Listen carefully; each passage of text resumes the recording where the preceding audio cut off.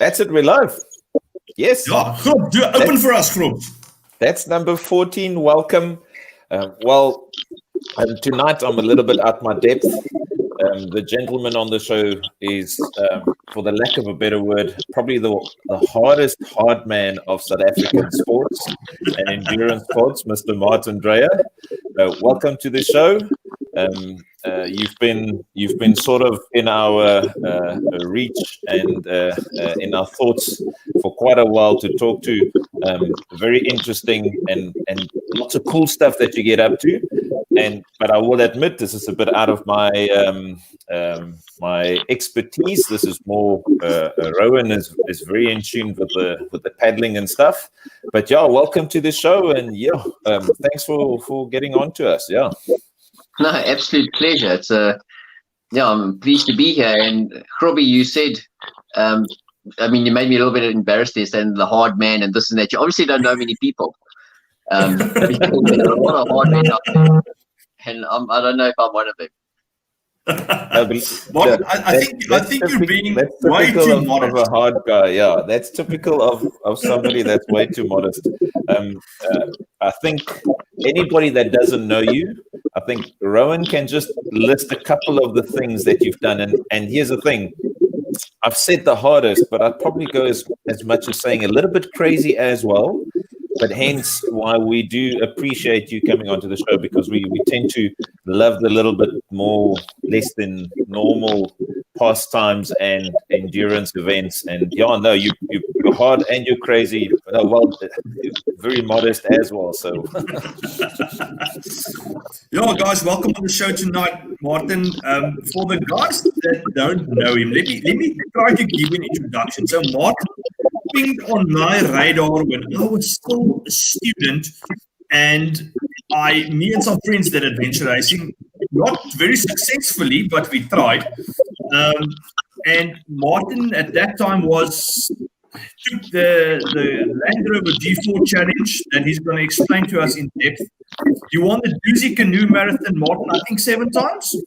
Yes, snuck it 7 times. Snuck it 7 times. Then you and I think it was Michael Manja took the non-stop duty while you had a broken ankle, if memory serves me correctly. And you were in Canada. It's like, really, can't you get a normal day? I mean, it might us feel a little bit embarrassed. But my career, I'd say my fishing career was actually to get out of the army. I was going to be that last intake in the very early 90s. And my brother was 2 years ahead of me, and he said, yes, Martin, don't go. Hey, next year it's voluntary, and then it's going to be free for all. So I actually had a train ticket that was a Kimberley maintenance unit, and that scared me. I thought, yes, I'm going to go and spend a year, and then after that there's no army, because it's going to be the democratic elections of 94. And so, but it's still compulsory to go. I had to go that last intake, that last year. And so I left the country, and that's when I ended up on the west coast of Canada and started commercial fishing. And 1 year led to 2 years, 3 years, and 6 years later, I was still just commercial fishing with no sport at all, because we fished 9 months a year and we had 3 months off. But in those 9 months, you did 12 days at sea and 1 day off to unload, get groceries, refuel, have a shower once every 12 days. And then your 12 days at sea, you did a 18-hour workday and 6 hours sleep, 18 hours, 6 hours. And so it rewired my DNA for adversity. To me, it was, I feel I have an unfair advantage to my competitors for endurance sports because of having that foundation laid. Just a quick question. Sorry. Just a quick question. And I know this is probably cutting close to the bone, but it must have been very lucrative though, right? It was. Probably the first year was just because I wanted to be out of South Africa.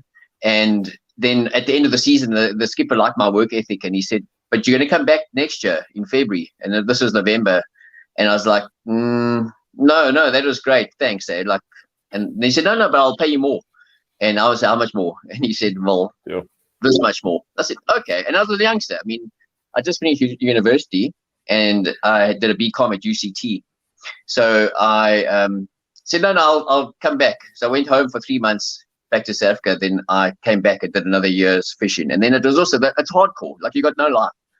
And then as well, at the end of the season, I said, thank you very much. That's enough. He said, no, I'll pay you more. And so it went on. And it actually became like the Deadliest Catch. If you watch DSTV, really? there's a show, Deadliest Catch. The guys make seriously good money. And as a youngster, no expenses. That's why 3 years, 4 years, 6 years. But I was 29 years old now, and I just thought there's more to life. I cannot do this. I cannot do this for the rest of my life. I wasn't a purebred fisherman, where these guys are fourth generation. Like, that's passed down in the family. And what were you guys fishing? Crab, anything? No, we didn't actually have a crab license. We used to pull some of the pods that those crab fishermen set. And if you did pull a crab pod, the crab fishermen will lay their long lines of crab pods, and then they'll sit in the distance waiting for them to soak. And they'll have their radar on, and they can see if a boat comes into their area where they've laid pods. And we'd be cruising through and to lay our long lines for halibut and cod. And we'd pull up a crab pod because, hey, those king crab they're a delight to eat. But then obviously they know if one of their pods in the whole string of their like 400 pods they've set, if there's one that, and there was a boat and they've seen the license on the boat, and you pulled one of their pods, you'll be sorted out when you got back to port. And so you would pull the pod and just take 2 or 3 crab out, and you'll put a bottle of rum or a bottle of whiskey into the pod. So when they pull it up, they'll be like, hey, Rosalie won. Thank you. Like, they appreciate that. So a little bit of but we fished. We fished salmon also. We did 2 months of salmon, June, July. So their summer, Northern Hemisphere. That was fun also. And the food, like when your bycatches, I mean, you're eating salmon all the time. So it was a treat. Oh, wow. But I mean, 18-hour day, but that must be incredibly physical. To do that for 18, I mean, it's picking up. I mean, I've seen some of the pictures of the fish that you've sent to me. I mean, we're not talking about mackerel and sardines here. This is fish that's 100 kgs of fish. It's extremely physical. It is. There's a technique to handling fish like that.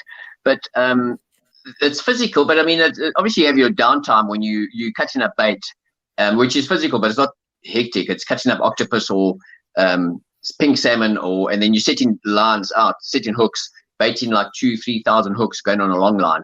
And then you'll sit and have a quick breakfast, but then the first line would have soaked time you set your last line out. And so it's a system. And no, you're right, Ruan. It was physical. But you know what? There was no way out. You're on this boat, like a day sail from land, and you had no choice. You couldn't give a doctor's certificate on your 5th day to say you're just not feeling lekker, like you can't step up to the plate. There was never a choice. And the skipper said to me, and I remember on that first trip we headed out, and I just opened a can of condensed milk upside down to make the crew coffee. And he looked back and he saw I'd opened the can upside down, and he ran and he knocked me into the side of the cabin and he threw it overboard. And he said, don't you dare open a can upside down on my boat. You're going to sink a lot of us. And then I learned about the superstitions of these fishermen. I mean, like I say, they're hardcore. It's 4th generation, and there's certain things you don't do. You don't leave on a Friday. You would wait till midnight on Friday night to leave, because leaving on a Friday was bad. Like, you never whistled on the boat. When you whistle, it's like you're calling the wind. Like, why are you making a wind noise? Like, you're encouraging the wind to blow. Wow. So it's such a hardcore job, like being a day from land, and the weather would come and you'd be fishing and you should be going in because there's a proper storm coming. But he's thinking, well, maybe the storm will be half, but the fishing's too good, we can't leave it. But the storm's actually twice as strong. And then it's just survival, eh? Like, windows are getting knocked and cracked and things are getting broken off the back of the boat. Didn't happen often, but it happened. And thus, I think they just believed their boat was bulletproof if they did everything right in terms of, according to the superstition. Why would you want to go out to sea when you thought there might be a chance that you could sink? I spent some time with the National Sea Rescue Institute a number of years ago, and I've seen some big sea, but doing what you do in the Northern Hemisphere, it must have been incredibly, I mean, it must be at a completely different level than what we get here.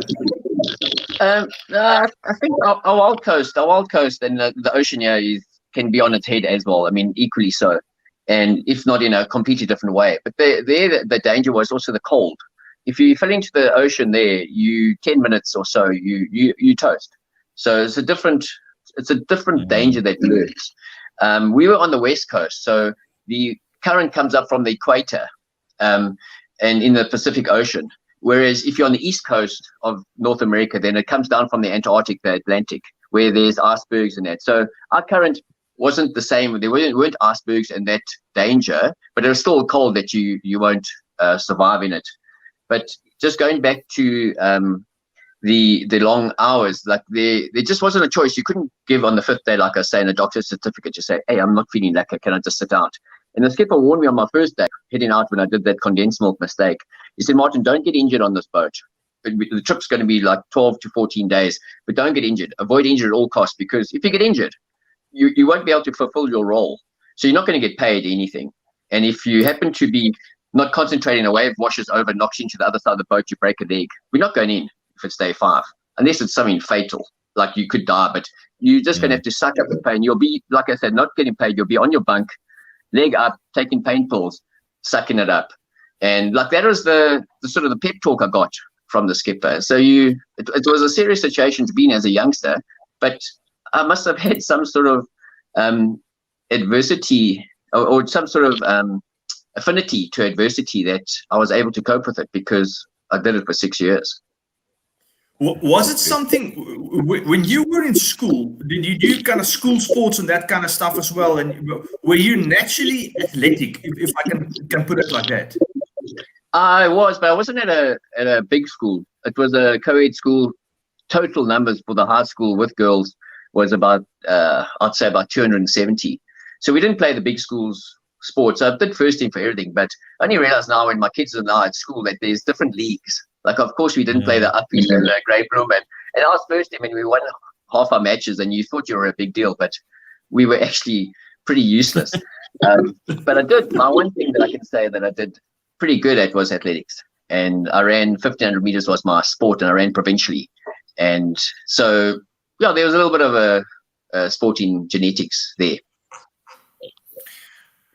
So now you came back, then you came back to South Africa. When was this? 98, April. I actually stopped my fishing season. It starts from February to November. And then 98, I actually came back in April. I just said to my skipper halfway through that I had enough. And then I called it quits, and then came back to SA. And being a sportsman, or having loved sport, then as a treat, I said to myself, I'll do it for a year. I'll treat myself. I've made some money, and I'll do sport for a year. And I started training for the Dusi because of my running. I heard this race, the Dusi, it needs running, is a strength. And I had a guy, Grandpa Ellis, who was the Dusi king, won it 15 times, but he was well past his prime. He was 50 odd. That's what I'm now, so I've got to be careful, but I was a lot younger then. And he took me under his wing. He saw this protege, like probably saw himself in me, this talented person who just needed opportunity. And he gave me his blueprint how to win the race. And when I came back in April 98, 6 months later, I won the Dusi in a K1 in 99 in January. And then doors kind of opened. I managed to get some sponsors and broke even for the year. Then I just thought, let me do it another year. Then I won it again the next year. And then in 2000, there was this competition called the Millennium Big Five, which was the Dusi. You had to do the Argus, you had to swim the mid-mile mile, you had to run the Comrades, and you had to climb Kilimanjaro. And I did very well at that. I managed to pull it out the bag and win it. And then that's opened up my mind to multi-sport. I thought, geez, like how all these sports, I need to find a sport which encompasses all these, because that was pretty cool. And that's when I started to do adventure racing, that format where there's 3 guys and 1 girl in a team, and it's mostly 500 kilometers, all the different disciplines, run, cycle, like you run 60, maybe paddle 30, cycle 120, run 80, do a climbing section. If you're in Patagonia, you're a horse ride. If in Sweden, they'll throw in a 50-kilometer cross-country ski. Depends what country, what disciplines they're throwing, but it's normally running, cycling, paddling is the basis of it. And it's 500 kilometers non-stop. You start at 7 in the morning and you go through the day, through the night without sleeping. Second day, and the second night you might sleep 3 hours, the third night 3 hours, the fourth night 3 hours, and then you finish on the 5th day, buggered, stuffed. And that's, you don't sleep the first night, because we just worked out that if you slept, you just because the pace slows down because you're tired, because you're going non-stop. But if you slept, you can't just pick up the pace and catch the teams that have had a 3-4 hour head start. So no one actually sleeps the first night, and that's how the dice rolls. Yeah.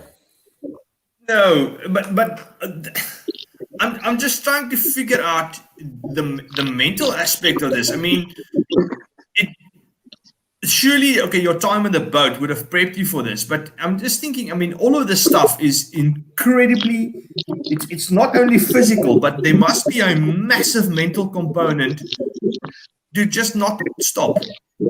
No matter what happens, you just don't stop. Yeah, I mean, there's a lot of athletes who do adventure racing. It's not like I can put myself as the only person. There's a certain type of character, and your team is hugely important. You have different strengths that come to the party in terms of someone might be strong in their feet, another one skilled at climbing, another one paddling, and you're never going to be strong throughout. And if you are strong, then you must do more work for the team to make the team move faster, carry someone's backpack if someone's struggling, someone's sprained their ankle. And in a good team, we'll always step up to the plate. And we have a thing in our team where we say 1 to 10. And 1 is like, I am finished, rock bottom. I cannot go up this hill. Just bury me. I'm finished. And 10 is I'm bulletproof. Give me all your backpacks, or I'll piggyback one of you up this hill. And it's 1 to 10. And it's a great measure of where you're at that exact time, because when you're going up the hill on the second night and you haven't stepped the first night, and it's hell of a steep, and you're pushing your bikes because you're taking the tiger line to get to the transition. It's a 10-hour bike, second night, like I said, and you're hoping to sleep. And it's 1 to 10, and it's like 6, 5, 5, 2. 2 doesn't want to be negative, because your positive attitude is everything in this team. You never can be negative, because you don't need to bring the team spirits down. But if we said, how's everyone feeling? Well, it's the second night and we haven't slept. It'll be, yeah, I'm tired. I'm sort of tired. I'm not too bad. I'm like, and you get this sort of who's where. 1 to 10, 6, 6, 5, 2. 2 needs help immediately. 6 takes his backpack. One of the 5s puts him on tow. And if we didn't identify that person right then with that unemotional sort of identification of where you're at, then 2 hours later you might have been retching, or he wasn't going to be negative, because second night everyone's stuff. He's not going to complain, but he would have gone into a hole, not realizing where the other guys were. And then suddenly on the bike, and that's his strength, and suddenly he comes into being, and it's like, where we're at 5, 7, 2, 2. Well, the 7 put the 2 on tow, and it will be the guy who was the 6 probably. So it's just a lovely way of, in any workload, any environment, in a department like in academics, or like where you in your corporate world, like in the people underneath you, like where's everyone at? What's your workload? Are you coping? 1 to 10, not are you sort of I am, or I'm all right. It's just it's a lovely way that we use as a benchmark. How big are the teams? What size are the teams that you competed in normally? Sorry, what other teams? What size are the teams that you competed? That's always the format's always generally for adventure racing is 3 guys and a girl. It's like that's just the element of it, and it is these non-stop races, 500 kilometers long, sometimes 800, and that's just the basic format. And funny enough, the girl actually becomes the glue in the team. You'd think if you've got a really good team, the 3 guys should be stronger than the girl, just because of physicalness. But and yes, you start off the race carrying more weight than the girl, and there's also a navigator. These routes are unmarked. You get the map the night before of the 500-kilometer route, and so you're navigating the whole. You have a guy who's really top with a map. He sees it in 3D when he sees the contours, and so teams take different routes, and you get lost. And because you haven't been in that country before, but you study a little bit of, like, if it's a drought, so the big lakes, they might be low, then there's always sort of a 2-meter gap before the bush starts that you could sneak around the side of the lake. Or it's going to be cloudy night, and don't go high on the ridge lines, because the cloud cover is low and you won't have any visibility, like stay down. But the stars of the teams, to answer you, Robbie, it's normally 3 guys and a girl. 3. And I said the girl towards the end is the strongest person, because she's looked after her feet, she's changed her socks, and whereas the guys are carrying extra weight, and then they get a knee injury, and then they start limping, and then they get a blister. And towards the end, the 4th, 5th day, the girl is like, come on, guys, like, come on, move it. And they like I said, they're actually the glue, because if there are 4 guys, no one would want to show weakness. And I think after 2 days, the whole team would just implode, because you haven't got someone to work around. And then, like I said, that person eventually becomes the strongest. Makes sense. If Look, I just wanna one thing that I've noticed now, and I think people really underestimate, as soon as you put any sort of time-based competition element to any activity, Yes. it makes it. There are critical decisions that you make mistakes, and you have to fix it during the course of the race. And I think people really underestimate what that sort of pushing the time. And it makes a lot of sense. And I really like that method of trying to keep track of where everybody is on the team. That's a very good structure. Yeah, you can use it for everyday life. Yeah. Martin, but you were, if I'm not mistaken, you were on the South African adventure racing team as well. Just remind me of, I know it was the two brothers that live in Knysna. Yes. Say again? Yeah. Yeah, the Collins brothers, they two legends of the sport in South Africa. Very much. And they also did they were some of the last guys that did the original Camel Trophy. If I remember correctly. Yeah, they did. They represent South Africa. South Africa's always had a representative every year when they did it. I mean, it doesn't happen anymore. And when I represented South Africa in 2006, it had changed. It was the second year it had been changed to the G4 challenge, not Land Rover. I mean, not Camel, not the smoking. And it was banned to advertise like Marlboro Formula One, the Marlboro team. They couldn't be. And so then it was. Who was the lady on the team with you guys? Then our lady was Michelle Lombardi. She was an ex-mountain biking champion, downhill. I recognize the name. Extreme, sort of athlete extraordinaire. The girl is your secret weapon in these races because, like I say, when you're moving on foot, the guy should be stronger. And so, if the girl is super strong, then you've got it made to do very well. And like I say, then she actually becomes the strongest at the end because the guys just work themselves over properly. Do you think it's a case of the girls just being smarter about it? We've seen it a bit in the shooting community. The girls take to instruction and they tend to be a little bit more logical and clear thinking. It's less ego. Because there's less ego, they do everything more consistently. No, they're right. And they just take care of themselves better. And I mean, like even in climbing, like the rock climbing, I mean, girls often are phenomenal climbers when you think they lack a bit of physical strength, but they'll have better technique. They'll use their legs more. Whereas guys, you just take sort of an average person who doesn't know much about rock climbing, you say, here's a rock face with a lot of grips. Do it 5 times up and down. The guy will probably do 3 because he'll be blown. He'll just be power, using his arms and stuff. Whereas a girl won't have that strength. She'll be using her legs, which are way stronger, and just be using her hands to keep herself on the rock face. And so she'll do 5 times easy. So a girl, she definitely, they can come into their own and be very surprising most of the time. If I can just go one small step back, you mentioned finishing your last fishing season, coming to South Africa and saying, I've got a year that I'm going to treat myself to sports.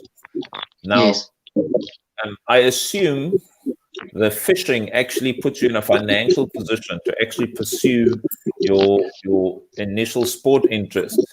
And then obviously with winning your first Dusi, actually opened up some sponsorship.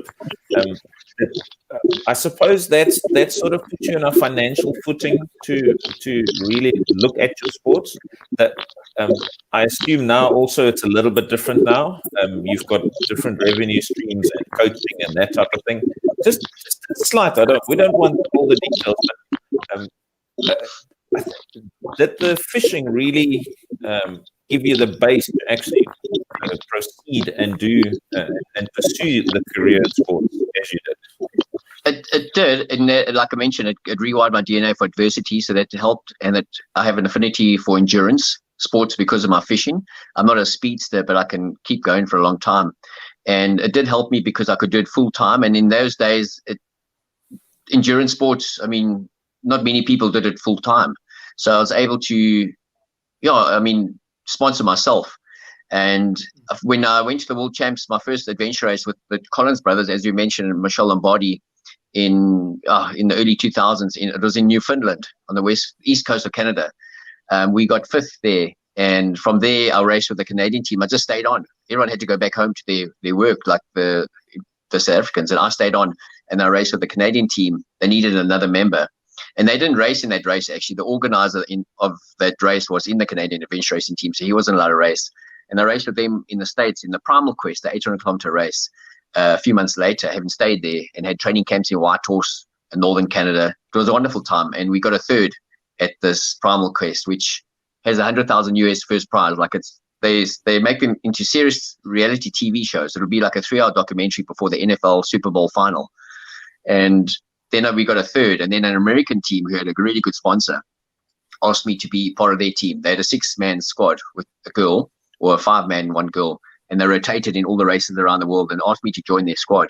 And I did. And that's when my adventure racing career became full-time for 4 or 5 years. And my Dusi and my padding, even though I participated every year, was a very small part of what Small made me take component of it. Yeah, I raced overseas a lot. Like all over Patagonia to all over the States, to Sweden, to Spain, France, to Laos, to Borneo, to Australia, to Bolivia, to Brazil. Yeah. I'm chuckling a bit. Sorry. I assume you have picked up quite a few very exotic sicknesses from all these exotic places. No. You tummy bugs, maybe the only one. I mean, No, really. yeah. No, you careful. I've had some horror stories from the guys doing some of the duties. The infamous Dusi guts. But Dusi, I was like, now I've done the last 2 years with my wife, and she's always wanted to do it. And my wife actually is and she'd be embarrassed to say, but she's in the other room. She's a superwoman. My last few big races, 500 kilometers, she's the girl in our team. And I'd say she's the best endurance mountain biker in the country, holds the Freedom Challenge women's record, and the Manga, which is a 1,000-kilometer non-stop mountain bike ride from Bloemfontein to Cape Town. She holds the record and has won it when she's done it. Anyway, so I'm just blowing her trumpet for her. And we did the Dusi now the last 2 years, and she's always asked me to because of my being a specialist paddler, like people like to think me as. And I just haven't done it because of my Change Life Academy, which I love to talk about, Rowan, just now. Yes, we're definitely going to get to it.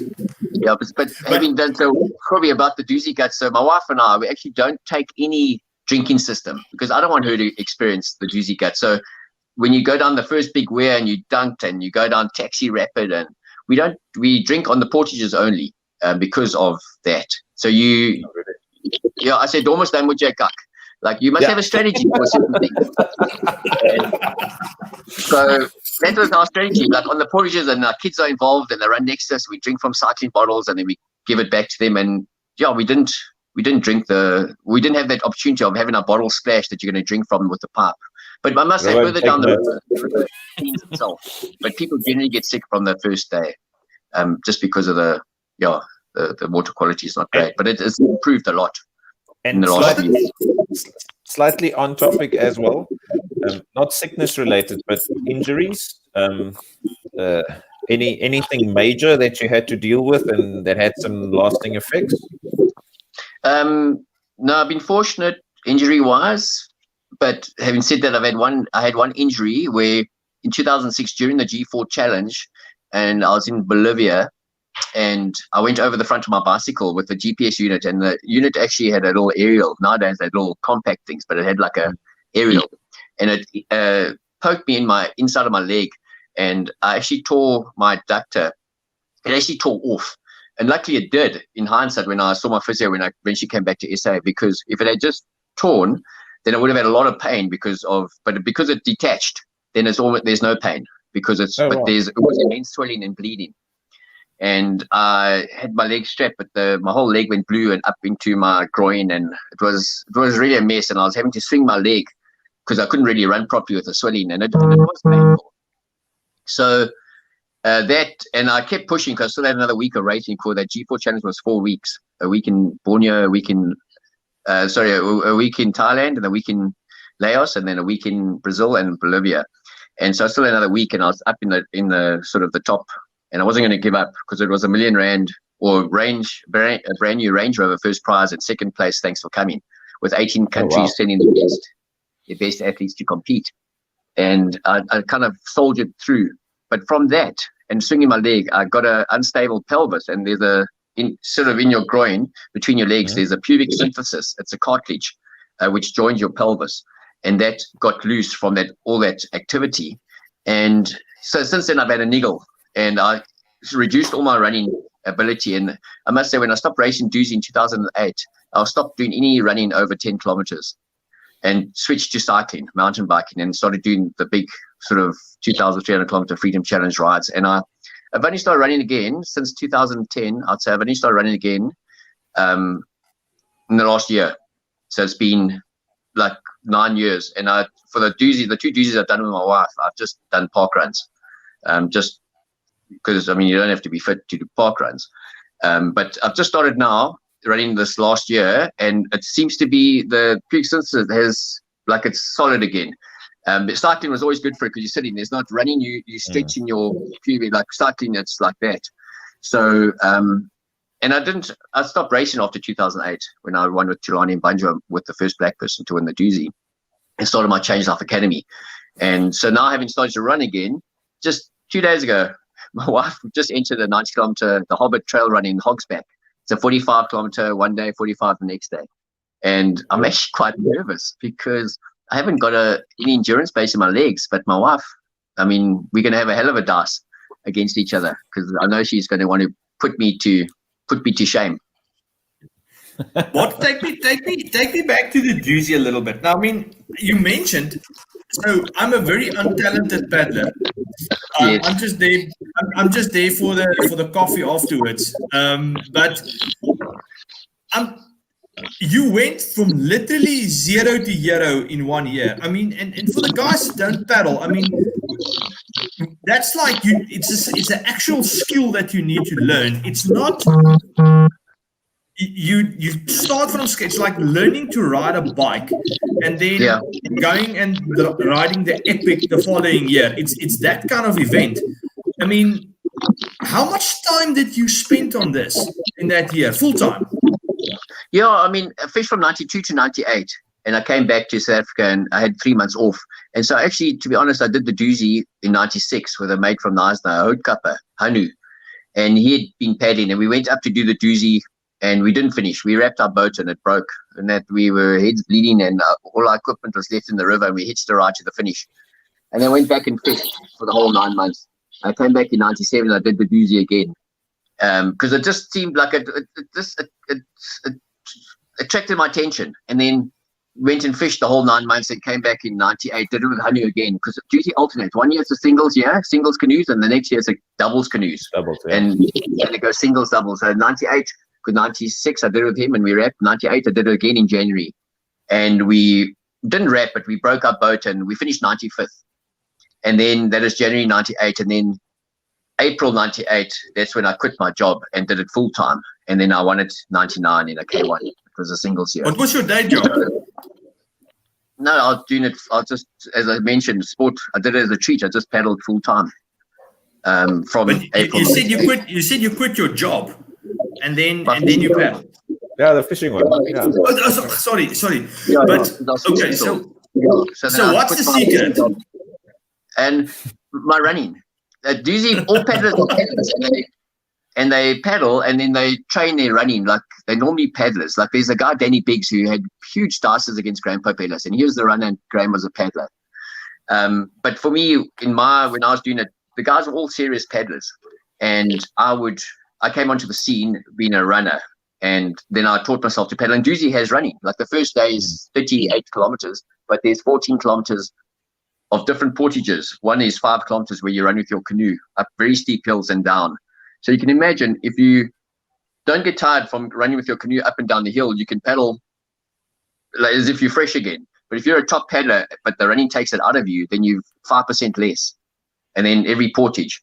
And that is my weapon. I never let anyone on to how strong my running was. Like, I'd take out at the first portage after 7 kilometers of paddling, like down the river. That's how the Dusi is. And I'll be like 30th or so.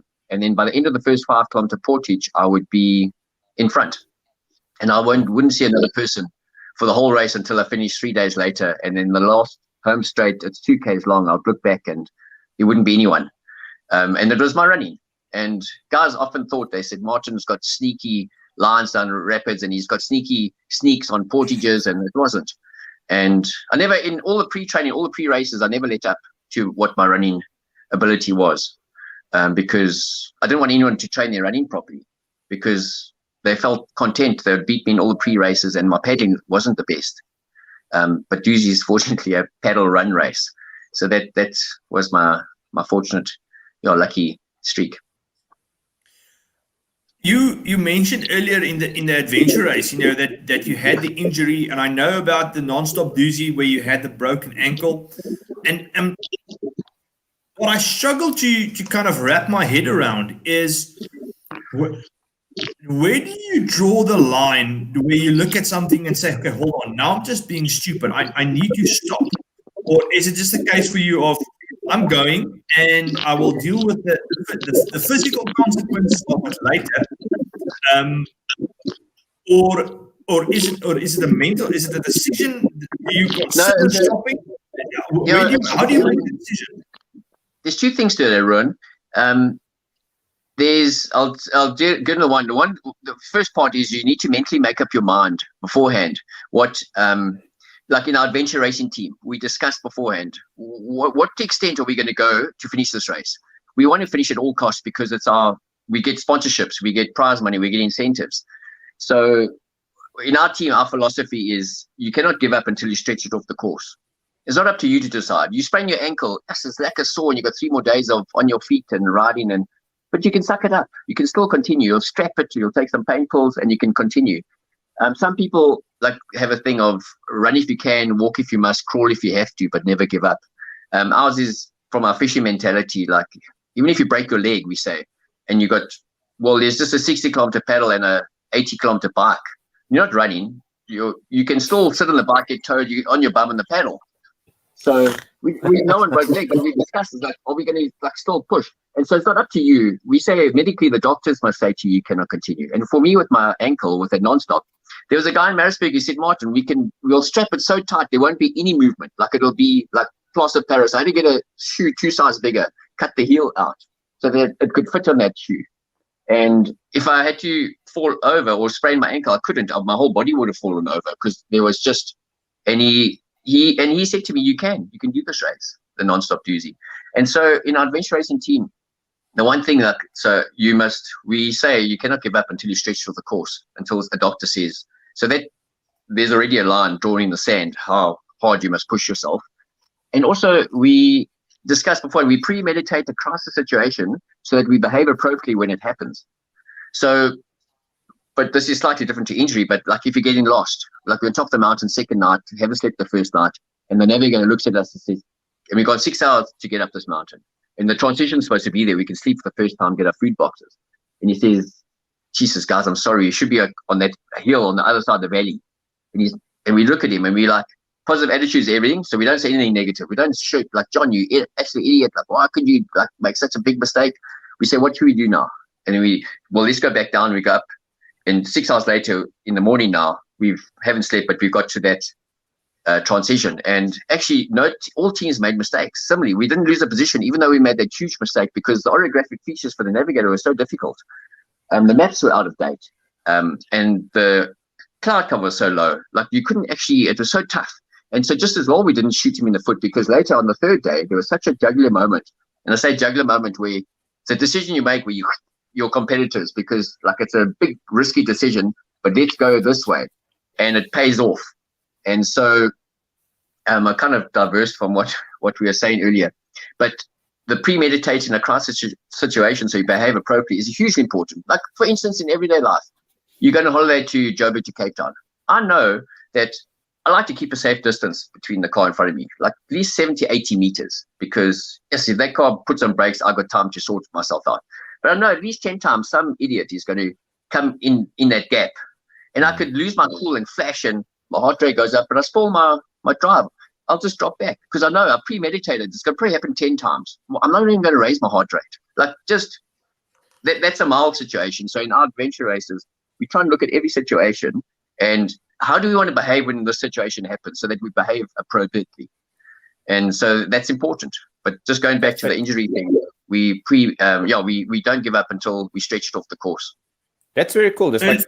You're actually visualizing a typical scenario, and I suppose that's what make and break adventure racing, especially because, like you said, it's not a make one mistake and you're out of the game.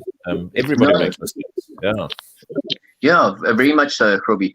And in these races, they throw curveballs at you. This race in Sweden, I'm racing for this American team, and I'm not a big deal, but I've done lots of these races.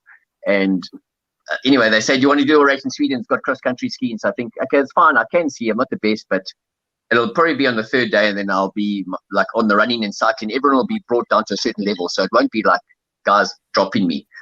And anyway, we get to the paddling leg on the second day, and I'm the specialist kayaker, so the girls in my boat and the other two guys in the other double, and we get onto this river. It's a 40-kilometer river section, big mountains, and the whole race was far north, Lapland. So I really got caught out. I took batteries, a lot of overloaded extra luggage fees I had to pay because of my batteries and because you're going through the night 5 days.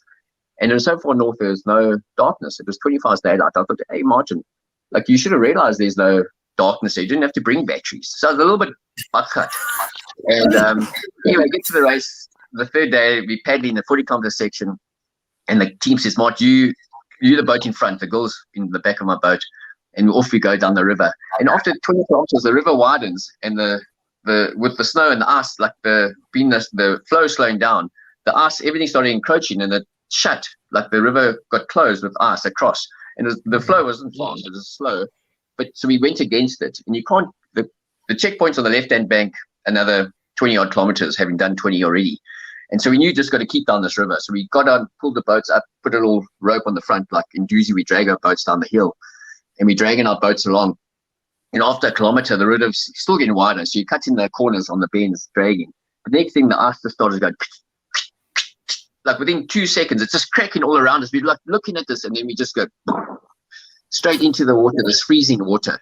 And we're like just surviving, like pushing the boat, and you get up, pulling on this big sheet of ice, and you get yourself on, and you're like, just like this was hectic. And we like everything all right. And then we start crawling a bit. We shell-shocked. And then I hear screaming going on to the right because another team, the same things happened to them. And then behind us, another team. And we just so we crawled for a while. And the ice looked not cracking as we stood up. And then we went one boat behind the other because no point in one boat falling in. And then you together and you both fall in. Then at least you can see this ice isn't good. Try a different line to the right.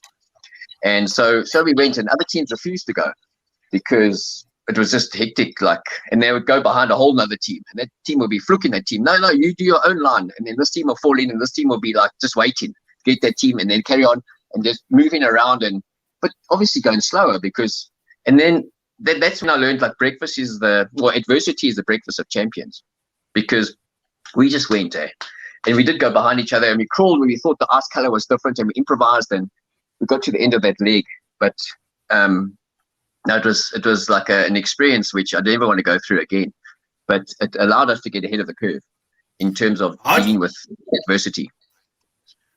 As earlier in the year, we had another guest on the show, Frans van Dijk. He's an ex-South African Special Forces operator, and I asked him the question when they did selection, and he spoke about mental preparation. And yes. I asked him the question that I want to get your thoughts on is that, a lot of guys say you need to prep mentally and you need to kind of do your thing. But first of all, do you think mental resilience is something that can be taught, if I can say that, and or self-taught? And is it something that can be conditioned, or is it something that I think you have that little screw loose, and how do you do it if you can? How do you mentally prepare for something? I mean, there's incredible stories of hardship where guys have between a rock and a hard place. A book on a guy, I think it was in Utah, where he is hiking out in a canyon and he slipped and fell and got his arm trapped, and therefore 5 or a week or 10 days eventually cut his own arm off. To get back to be saved. And you think I don't even know how. Can't even imagine the sort of going through that. But he obviously surprised himself, and it's a great story. And there's stories of explorers also cutting off their fingers when they got frostbite and just carrying on. But I think you can build resilience. You mentally can prepare and you can be better at it. But you mustn't do yourself by doing something that you don't have a certain skill set for. If you don't have the skill set, like a foundation to build off, then you're asking for a death wish. Like for me to go into the Arctic where it's -50 and do a bike race, which I actually tried to do with my wife 2 years ago. There's a awesome ride called the Iditarod. There's a dog sled race, the famous Iditarod dog sled, which goes up to Nome, like it's far north Alaska. But now there's a mountain bike race on fat bikes, and it's 1,000 miles. And my wife and I, we wanted to, because we've been doing cool long distance. We did a 900-kilometer ride across the Rockies, the Colorado Trail race, and we've done some cool stuff in Utah. And we thought we want to do this extreme race. And I sent the organizers and said I would like to enter this with my wife. And then they said straight away, no, you can't. What qualifications you have for sub-zero temperatures? Like there's a certain course that you got to do. And I said, no, I haven't got it, but I've done this adventure race and I've done that. And I've done a race in Sweden where we fell through the ice, and thinking she'll be happy that I've got qualifications. And she said, no, you got to do this. And then I actually looked into it, and the temperatures got down to -50, and there was a course, like a survival course for those extreme conditions, where they would put you where in those conditions, like you got to go to those conditions where you can go to any country where that's at, but then they'll make you jump in the ice, like we did when we did the boat thing, and then you got to get out and make yourself warm and have the experience of what could happen to you on the race. Where on this race there are sections of river that you do go on, and you could fall in, and now you by yourself. It's 1,600 kilometers, and so you got to have a certain skill set. And I actually respect her. Like I actually said, you're right. Like we shouldn't be doing this race. We could have luck and not fall in, but we don't have the resilience to be able to deal with those situations.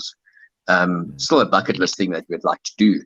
But so you can train resilience, but you mustn't go into it being naive, putting yourself in a situation where you're on a big rock face and you just don't have the fitness to get up it, then you're stuck halfway. And but you can mentally conditions. You can definitely you can make yourself tough, and you'll be surprised yourself that if you put yourself in a situation, what you'll do, and if it's life-threatening, you'll surprise yourself how you'll get out of it. Have you read the David Goggins book? No, what's it called? So David Goggins is an ex-Navy SEAL, but he also does these ultra marathons and whatnot.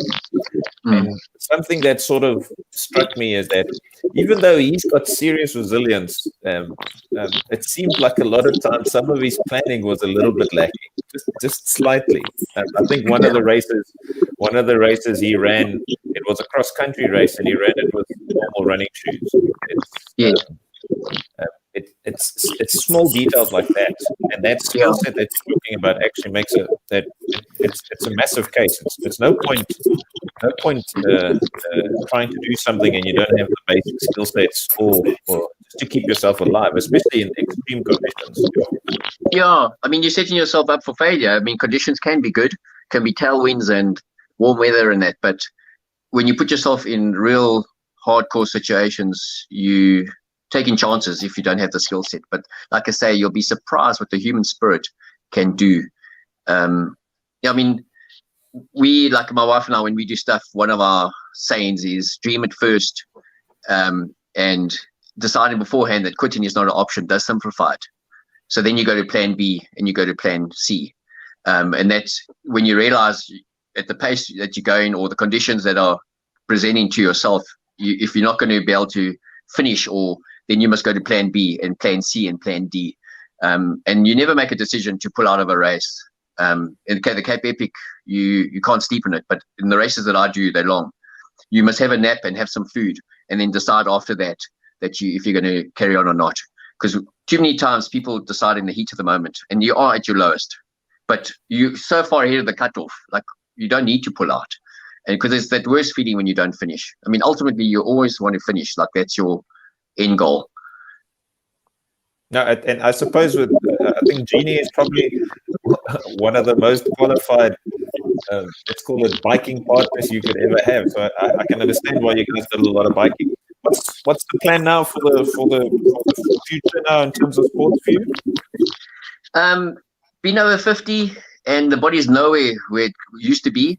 So racing like normal races, it's just an effort, and you need to train.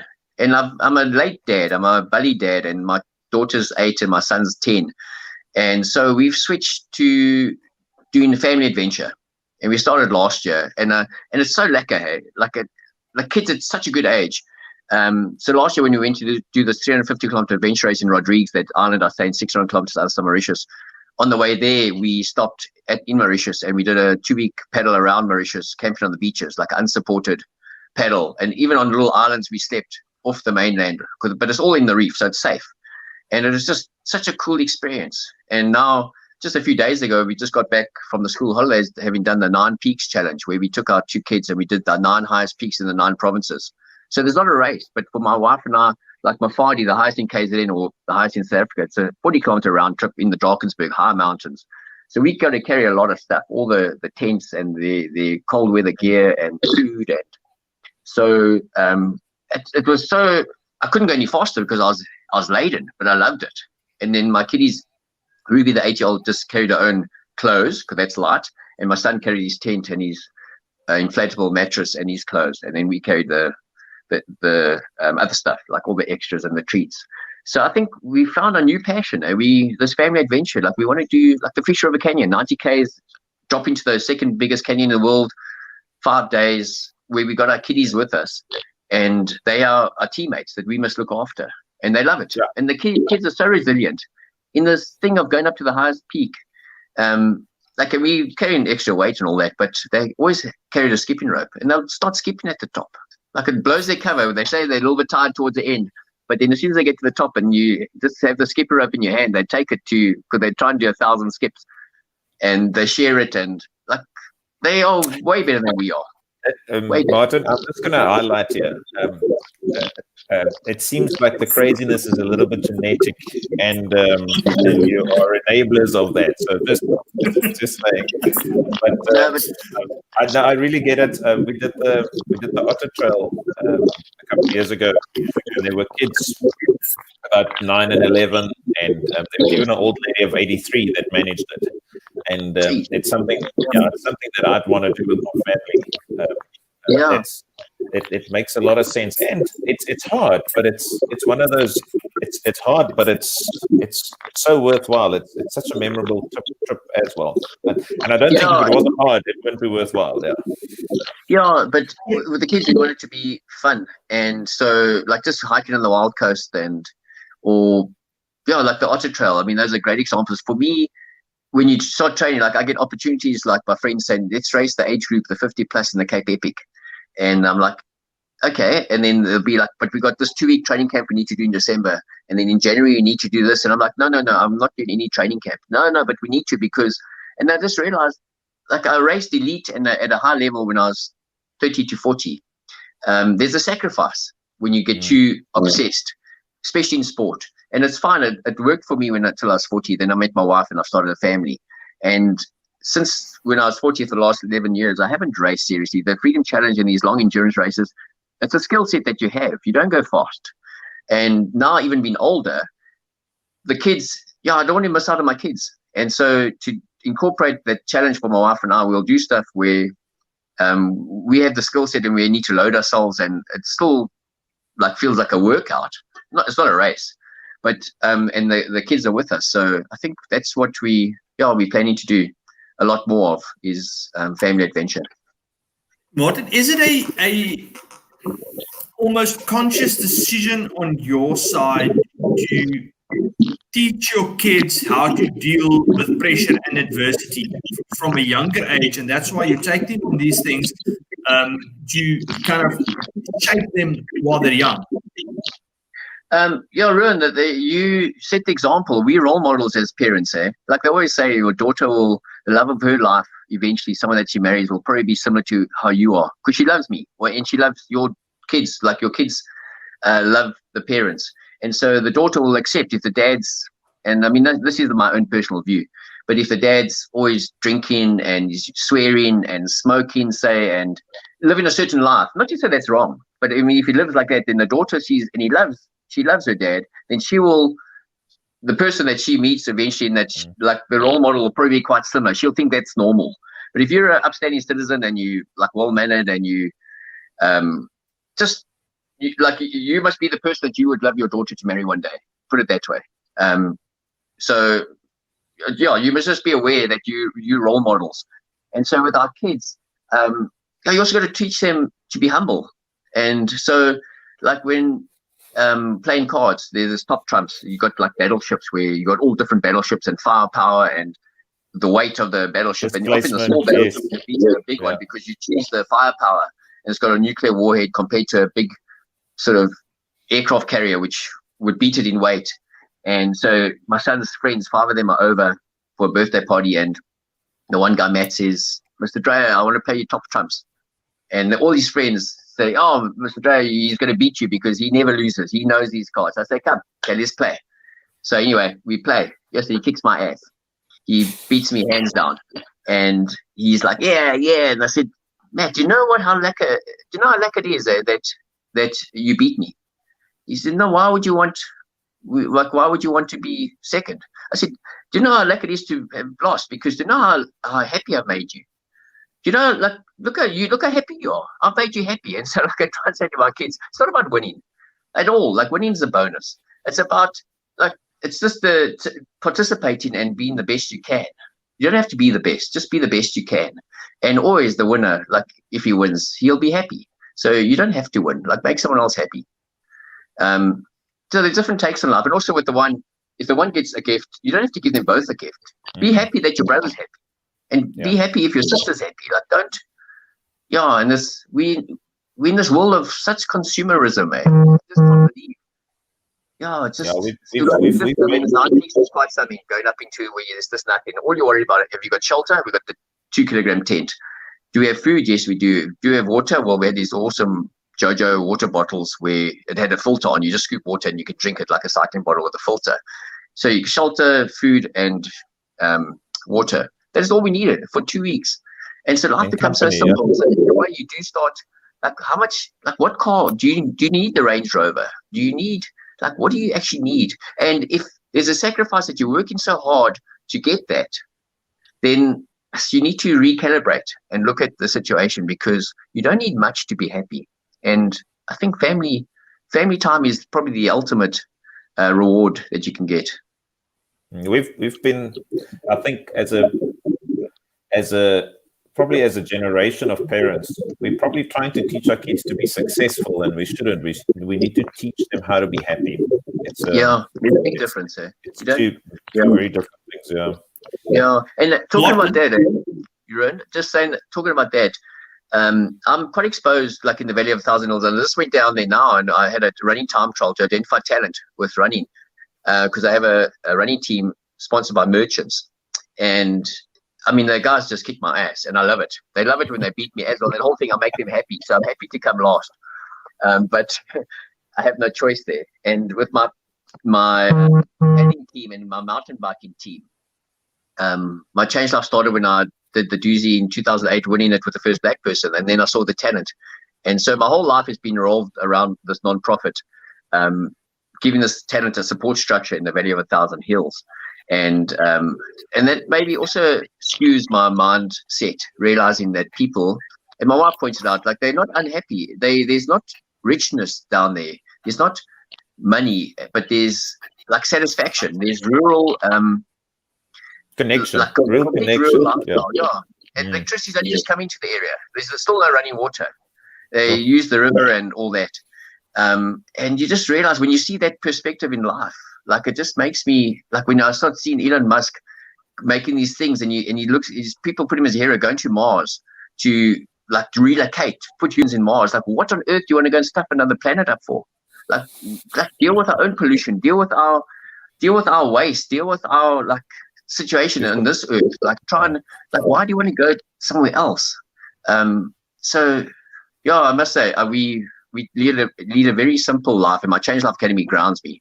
I mean, all my effort and work goes into identifying talent and giving a support structure, and it only comes about because of a cycle tour which a lady, Ursula Deploy, puts on, and the entry fee from that cycle tour goes directly into the Change Life Trust, which I draw money from. And there's some other academies that also, one in Port Alfred, Namata Change Life, which does a German guy, Jan Blom, who does phenomenal work with previously disadvantaged kids. And so, yeah, maybe my mind is a bit skewed in terms of how much when's enough. In terms of what I see in the Valley of 1,000 Hills, because his kids there, one of my Zulus, Change Life Zulus, won the Dusi this year, Kumbalani and Zamandi, an unknown. No one would have probably said 2 years ago that this guy could win the Dusi, and he won with Andy Burkett in the K2. Phenomenal, it's changed his life. But there's extreme talent in these rural areas that we haven't even tapped into. Martin, we earlier in this on a previous podcast, we had also a guy that is quite a well-known coach, and I asked him a similar question. I mean, how do you identify winners? How do you pick guys that what's your criteria for I will work with this guy or I won't?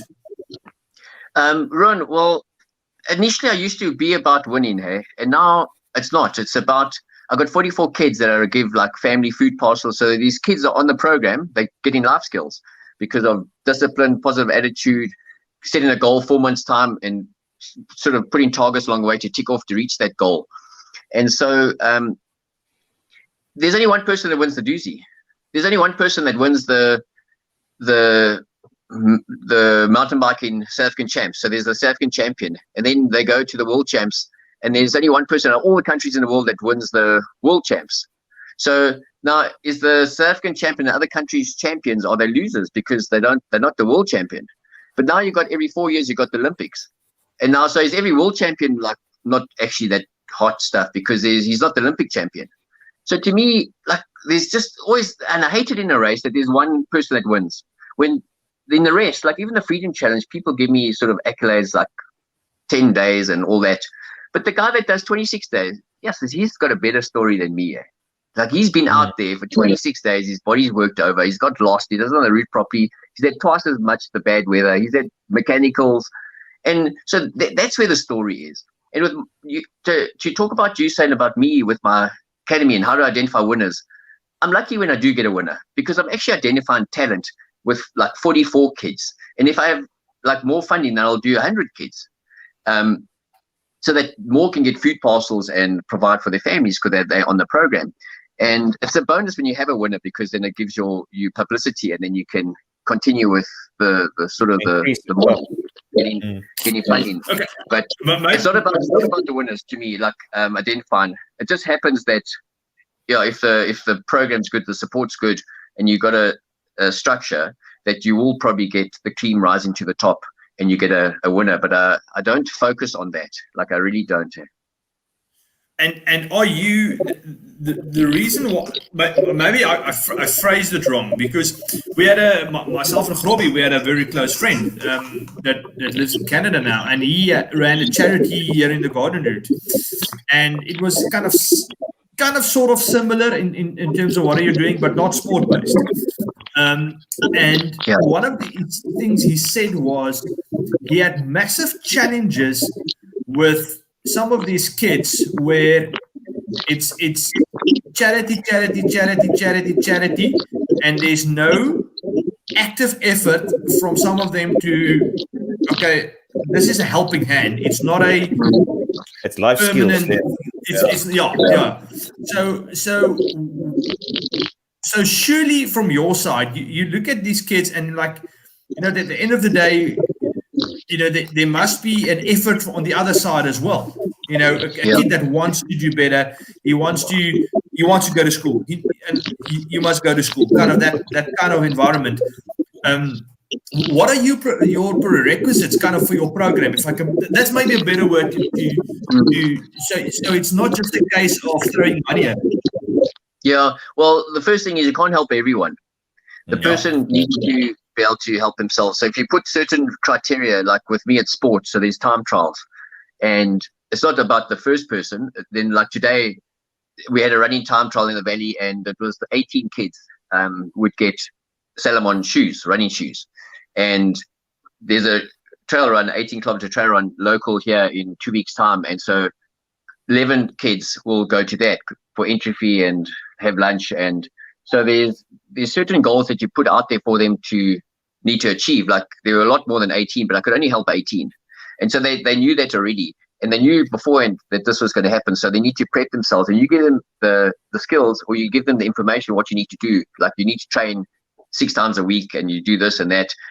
So it's up to you. If you want to be lazy and not train, then you won't make the 18. But you get some guys though. So when I first started my Change Life Academy, I was very interested. A person asked me, are leaders born or grown? So it's pretty similar to what you're asking. Is a leader born or grown? And when I put out the word, I wanted to get 10 guys in the top 50 in the Dusi in 2009 when I started my academy. It was 4 months before Dusi. A whole bunch of guys pitched up there. And I was just like, I had a time trial once a month on a Friday. So there were 4 time trials over a month. And it was a paddle run because Dusi's paddle running. And I said, this is the course. So it was like a 20 or 18-kilometer course, and it was about an hour 30. And I'm going to take the first 10 from this time trial, and they'll get everything. They'll get boats, nutrition, shoes, clothing, like everything. But it's the fastest, no matter when you do it, the first week, 3rd week, 4th week, but I'll take the 10 best. Funny enough, so everyone pitches for the first week, and they train, and then they do the time trial.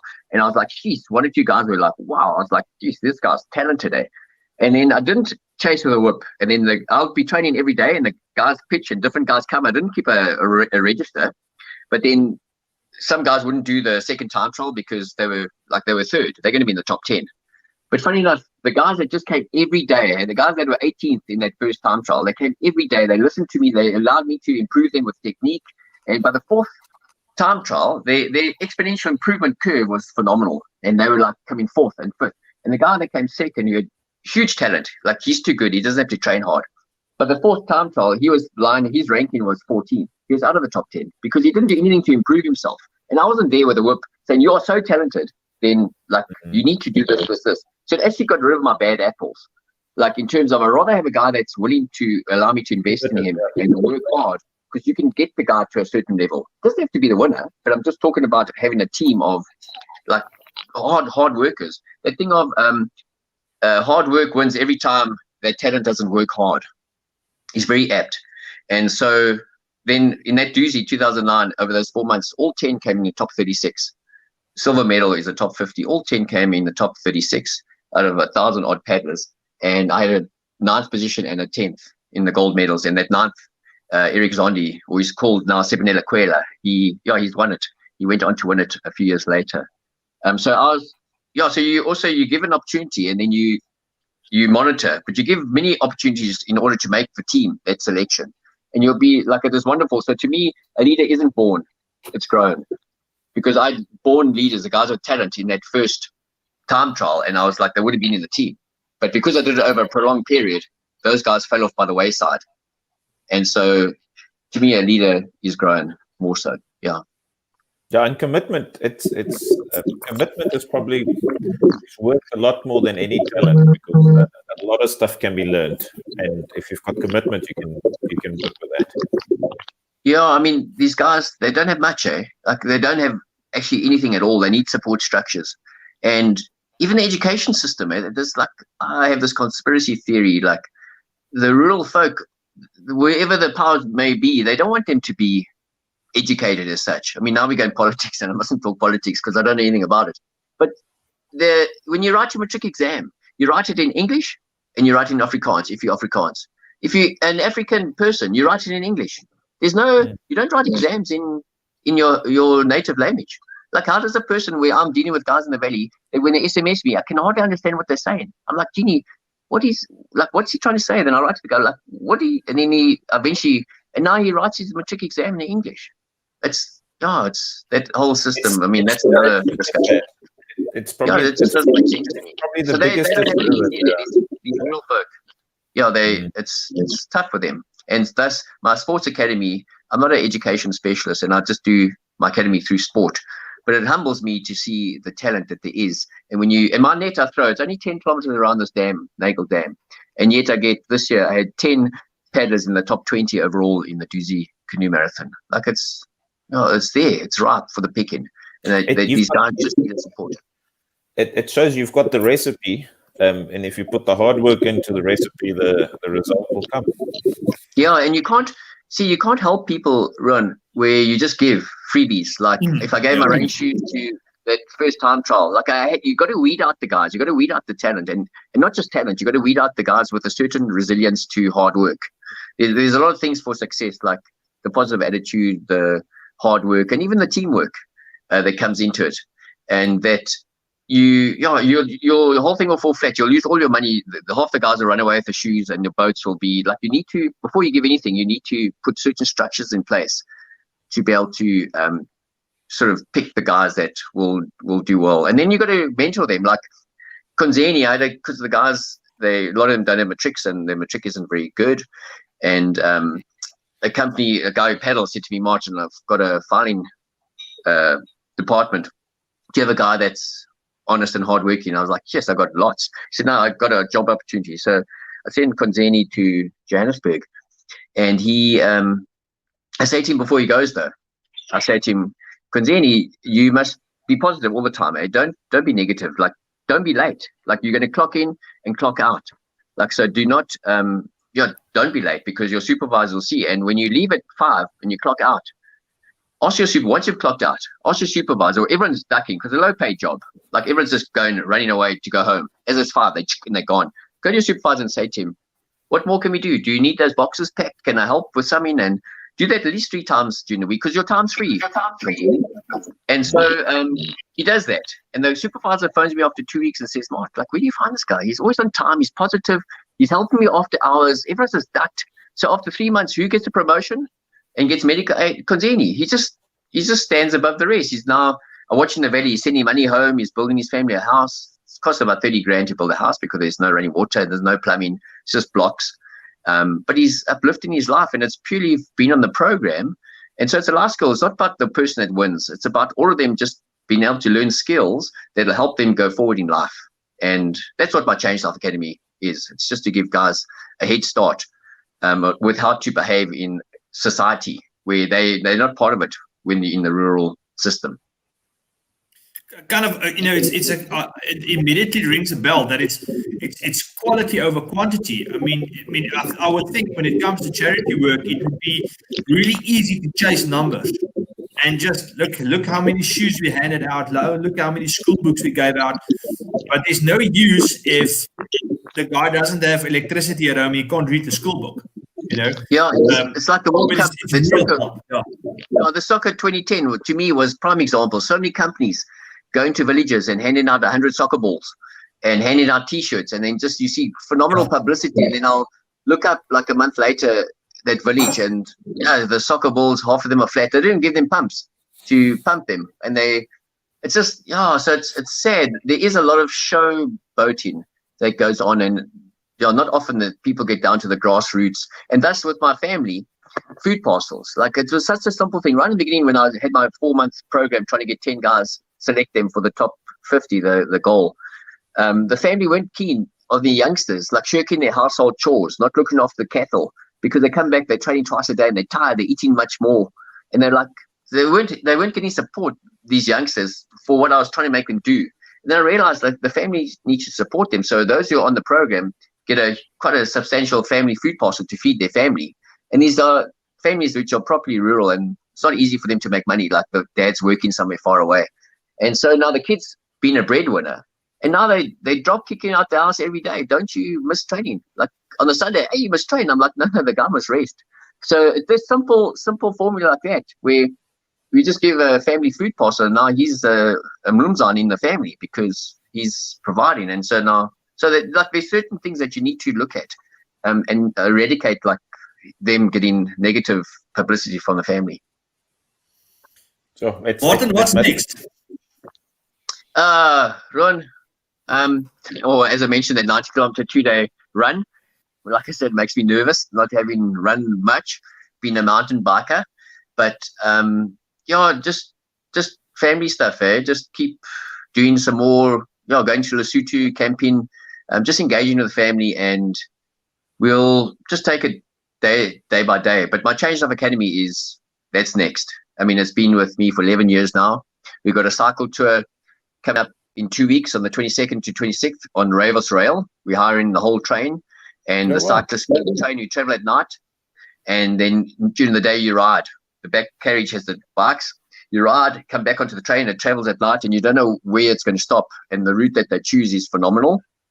It's the third time actually we're doing it on the Ravos Rail in 11 years that we've done it. And my sole funding model, as I mentioned, is a cycle tour, Change Life cycle tour. It's road biking, and 65 executives, sort of the captains of industry in South Africa, come on it, CEOs of companies and very successful business folk. And their entry fee goes 100% into the Change Life Trust. And there's trustees, and FNB sponsor the cycle tour, so they cover all the expenses. And it's been the model of my funding for 11 years. From the very first time I approached Ursula Deploy, a lady up in Johannesburg, she's organized the cycle tour for me. And it's worked wonderfully. We normally, every year it's overseas, like last year it was in Italy, the year before France, Spain, then Mauritius. But this year with COVID, we've had to do it locally. So I'm very fortunate, because I don't think my Change Life would be able to exist if I had to go around canvassing for funds, because I'm not that type of person. I'd rather just be the person on the ground, helping the previously disadvantaged. And luckily I have Ursula Deploy, and the route master who works out the route, Jonathan Scott, does it all in their own free time. So luckily that is all covered, and FNB being the sponsor. It's a wonderful team. Is there still a unicorn event for you, a big one that you like? It's like you've been putting it off, you've been looking at it, but for some reason you've never tackled it. It's sitting here on your shoulder and it's whispering into your ear. There is, and it was something I wanted to do with my wife, like for the last 10 years. But now it's gone into a family adventure, and what it is to go to Canada, because having been there, I think it's a phenomenal country, and having had a training camp I mentioned earlier when I raced with the Canadian team in Whitehorse. It's a little town very far north, and the Yukon River flows through Whitehorse, and we trained on it, and it's a massive river, probably I'll say 3 times the size of the Orange. And you can start in Whitehorse, and it's probably about 2,500 kilometers going down to the sea. And I'd love to paddle it with my kids.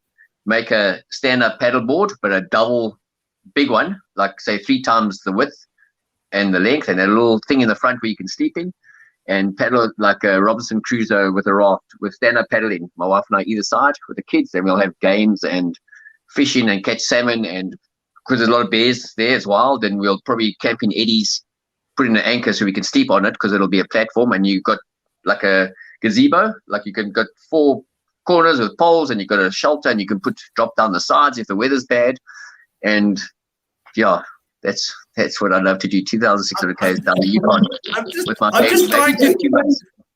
I'm smiling because my wife is upstairs listening, and I'm like, I wonder what she's going to say if I tell her, no, we're going to build a stand-up paddleboard, and then over the December holiday, we've got a paddle 2,500 k's on it. Are you in? And I would wonder what she would do. But see, there's some intelligence here, and that I already done my homework, like Corby was saying, like we talk about having the skill set. I'm a paddler, but now I'm a little bit lazy because I'm over 50. This river flows at about 12 kilometers an hour already. Oh, wow. So like, it's not as if you're sleeping even and you just got someone steering, like just with a paddle, like making a rudder, you can still do about 60, 70 Ks in a day. So quite easily. But just to me, like the fishing, catching salmon and going onto the sides and camping, but if there's big activity, then sleep on so it's a raft basically. But when I say a stand-up paddleboard, so it's got that concept where you each have a long paddle and you one person on each side to paddle. And also the river's safe. My kids, I'm risk averse with everything I do. Like now when you did the 9 peaks, there's sections where it's rocky and steep. I got a harness on my daughter with a chest and a normal harness, and I've got a top rope, and I'm belaying her from above, that if she slips or like I don't want anything to happen, obviously. So this river also, there's no rapids. There's one little section where there's a rapid, and there's one section where there's a 45-kilometer big lake that the river goes in and goes out, where you can get massive waves if the wind picks up. But otherwise, it's a safe environment. But it's proper adventure because it's far north and it's wild. Like, it's unsupported, and it'll be a huge adventure. But I mean, it's a safe environment. My son would love to do something like that with me. My daughter, my wife, hell no. I would actually. It would be so nice if they could.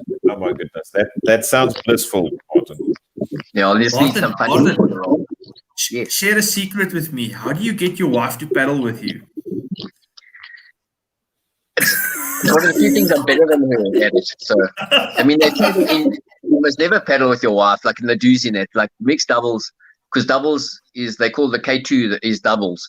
But when you paddle with your wife, it's mixed troubles, because it's just a recipe for disaster. But Ron, I'm lucky because my wife, she doesn't have that paddling skill set. So even the Dusi now, I hadn't done it for 10 years, and I'm like doing it with her. And I come down a rapid, and I clap a rock, like, and my teeth rattle. And I'm like, so I'm drinking, like, almost broke the boat. And then she'll be like, Mark, like, what is that? I was like, no, Jeannie, all the top guys hit that rock. Eh? That's the line down this river. You either pull it or you come down and you hit that rock. And she goes, oh, that's good. At least we didn't swim. And then, like, she puts me back up into that echelon. So she's very naive. So I'm very lucky that it's something that she knows nothing about. So she trusts me completely. You do know the show is live, and it will be on YouTube for her to Google. No, that wasn't the deal. It's just going to be live. She's busy in the kitchen. Martin, thank you so much. Thank you so much for sharing. My wife, I'm very fortunate that she's wired the same way. Just wants, just to be out there and to push her limits. But in, like I say, in a safe environment, like when we went up Kili, she wanted to do Kili 2 years ago. Then I said, well, we've got to take our bikes up. And it was a hell of a upcut getting to the top with our bikes up. We carried them ourselves. And you do take 4 days, because that's what you do with Kilimanjaro. It's a high mountain, high altitude. You can quite easily succumb to altitude sickness. And that last night, when you leave at 11 o'clock at night and you get into the top at sunrise, at 4,500, you start that last night at 11 p.m. and then you get 5,800 at 7 p.m. for that classic sunrise. But we 3 o'clock in the morning, the wind's picked up -10, the water bottles are frozen, and we're pushing our bikes up the ski slope. And I look under my arm like this, and I said to my wife, honey, I'm sorry, this is a shit idea.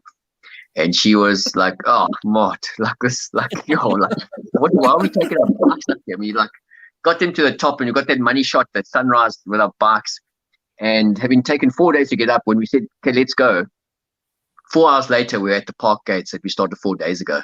So there was a reason for mountain bikes. But I wouldn't recommend it at all. Like, it's not a mountain biking experience. But that's the way she's wired. Like, let's go and climb Kili. And I suggest that. She's like, full on, let's do it. And she's capable. So I'm very fortunate to have found my soulmate. And it took a long time. I mean, I'm over 40 when I got married. But, I wouldn't change it for the world. Oh, no, dude, thanks so much for sharing, because I know sometimes a lot of the smaller and the family details actually do get lost, especially with you guys that compete at let's call it an elite level. It's always interesting to hear what the family dynamics are and how the wife and the kids deal with it. So no, it's thanks for sharing. Yeah, but Kobe, one thing one has to be aware of is that there's always a sacrifice when you get obsessed with something. Like if I was still into my sport and trying to win age group stuff, and then I wouldn't see my kids because I got to do a 6-hour mountain bike ride on a Saturday, and my son's playing rugby and I miss it. So there's always a sacrifice, and I think you need to properly align your goals with each other, like especially your partner, the wife, because and if you're going to train and you want to try and win the Cape Epic or whatever, then she must know that she's not going to see you for the next 6 months because this is what you're going to do, and you want her to be supportive, or like whatever your goals are. And fortunately for me as a sportsman, I did my serious racing until I was 40. So I got it out my system. And there are a lot of people now that I see age groupers who are they're phenomenal, like, and they're super competitive, but they didn't race elite and stuff. And they had kids at a young age and their businesses they worked at and had no life, so to speak. And now they're very successful, and now they sort of jumping into sport. to have some of their own time. But wherever you're at, it's always important to have your partner to know and buy into it, that this is a 5-year program that we're going to afkak, and I'm going to work in the office Saturdays, Sundays, and then we can retire when we're 50. Or like it's important to be on the same page, not to each be doing your own thing, and then you sort of like ships passing in the night when you like walking down the passage. And like it's very important to discuss things and have a goal, and then work it together. Like me and my wife, we don't have a domestic. Jeannie works a lot in the house. I mean, does everything. We don't have a gardener.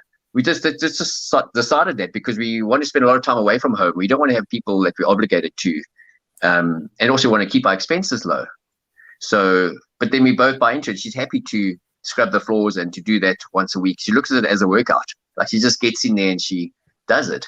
But we've aligned our goals like that. I mean, I'm happy to get someone to help, but it's important to be exactly on the same page. That's what I'm trying to say. Look, we've been discussing it, and I was actually mentioning to a friend of mine, my son was a little shadow, and when we do a lot of competitive shooting, and he'll always pickled along, but when he got to about 8, 9, he started to want to partake in what we were doing, but not always. It wasn't always possible, and there was that little disconnect for maybe about a year or two where we didn't have. He wouldn't want to come along to our events anymore, and that changed completely the moment he was actively involved and we could do stuff together. So with the family, it's a massive plus, and it's so enjoyable. It's such a fun part.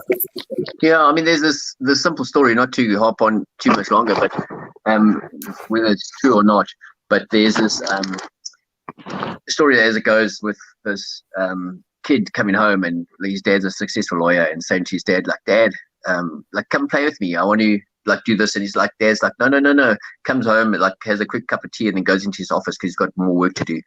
And Mom says, no, just leave Dad. Dad's got work to do. He's so busy, and he makes a lot of money, and he supports all of us. And anyway, like the next day, it just goes on, and the kid's like, Dad, let's go outside and like kick the soccer ball. And it's like, no, I can't. Sorry, my boy. Like, I'll maybe next week. Goes into his office, and Mom's as well, just trying to pacify the situation. Like, don't worry. Like, Dad's like, he will be able to play with you sometime, but he can't now. He's very busy. He gets paid a lot of money. Like, he's got to do his work. And eventually, after a while, the dad said to the son, he can't play with him. And then went into his office, and the little boy went and got his old piggy bank money and went into the office and emptied his whole piggy bank on the table and said, Dad, if I pay you, because I know you get paid a lot of money, it makes actually chokes me up. If I pay you, will you play with me? And like, it was quite a sobering thing for the dad. Like it took him off guard. Like, the little boy, like, I mean, you got to get your priorities right. Like I say, if you're going to be a workaholic, make sure it's a short-term thing, or the whole family buys into it. But don't. It needs to be. I think it needs balance. To be transparent. No, we need balance. Yeah, we definitely need balance. Anyway, I've spoken too much. No, we'll thank you very much. From our side, I'm going to ask that you guys do stay on so I can end it, and then we'll talk offline quickly because there's something I would like to run past you. Guys, thank you very much for tuning in as always. Just a quick shout out to all our listeners. Guys, please like and subscribe. We all about the numbers. Like and subscribe. Our sponsors, partners, Embark concepts, knowledge, gratis. Please, guys, get behind the DFS campaign to restructure the finals in South Africa. Very, very important for the guys. Renegade Media, Roman Cabernet, his crew, thank you very much for producing the show. And of course, Everyday Carry South Africa, Gareth Rob, his crew, for always allowing us to post and share. And guys, thanks very much to you guys for making it possible. That's about it from our side. That's it, Martin. Thank you so much, dude. That was awesome. Martin, guys, stay on for me. Thank you. Okay, lekker.